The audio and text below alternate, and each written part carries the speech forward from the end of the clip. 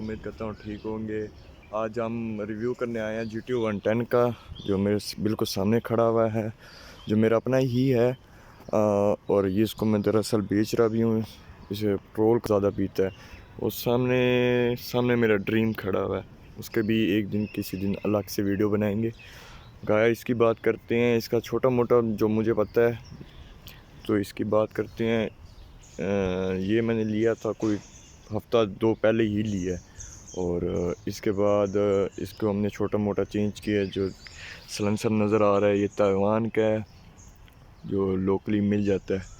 और इसका जो बफल है वो थाईलैंड वाली है, ओरिजिनल बफल ओरिजिनल है।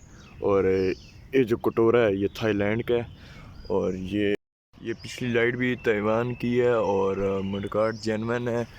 और ये GTO 125 के लगे हुए हैं, चैन कवर वगैरह ओरिजिनल नहीं है इसका ये। और ये हमने बफ वगैरह करवाया था, स्टिकर अभी इस पे स्टिकर लगे हुए हैं। हमारे पास बजट थोड़ा कम था तो इसलिए स्टिकर लगा दिया।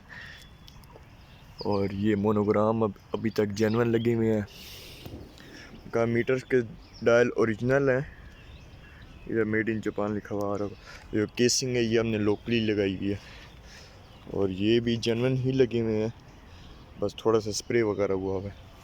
उनका लाइट अपनी ओरिजिनल हालत में है, शॉक्स अपने हैं, उनका डिस्क ब्रेक भी वर्किंग है, सब कुछ वर्किंग है। और ओवरऑल रिव्यू आपको दे दिए। चलें आपको इसका साउंड सुनाते हैं थोड़ा सा।